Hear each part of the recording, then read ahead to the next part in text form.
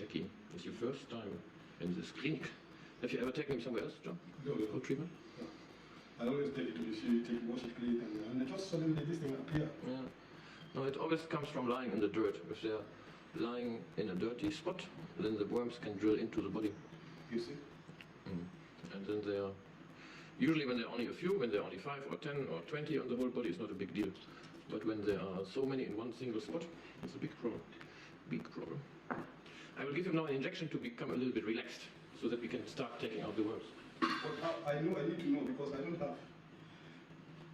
Here with me, so. Yeah, let me see what I can do. I have to make sure I look for a place. Yeah, whenever you try, you should always try to squeeze it from under.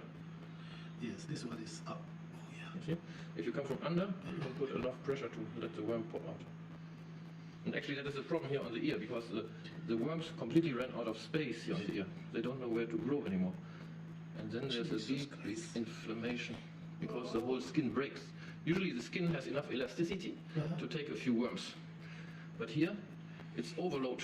And whenever the balance of the parasite and the host is disturbed, then it causes problems. Jesus Christ. Actually, I don't think Jesus is responsible for this. No, Jesus is not. He's not, huh? No.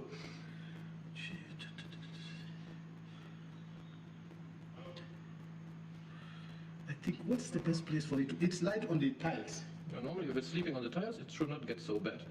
Only if it's sleeping in the sand, or sometimes what can even happen is that there's a dirty spot where it likes to go every time, or a dirty blanket, something that is attractive for the fly.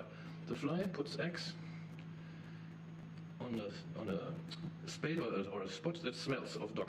When the spot has a smell, so that the fly can be sure that the dog is going to come again, then it puts the eggs there. And then when the dog shows up the next time, the eggs are hatching, and little tiny worms are starting to drill in.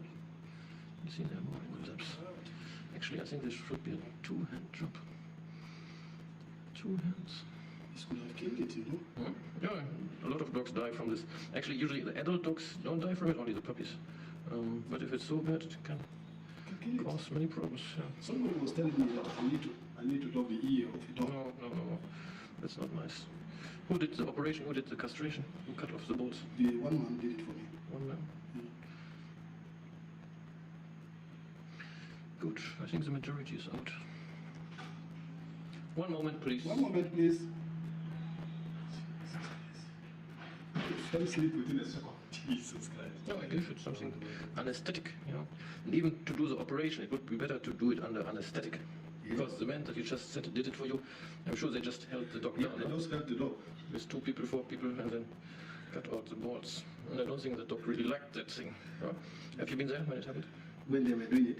Yeah, I was standing there. Yeah. I was the one who helped him to hold. Yeah, you see? Quite rough, no? Definitely. Even me, I feel it.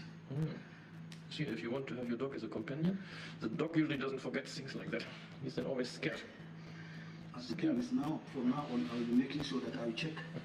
It's every day I check if there is a little bit of... That is the thing, exactly. When you catch it early, when there are only a few maggots, usually it's not a big deal. And there's no point in putting this blue spray.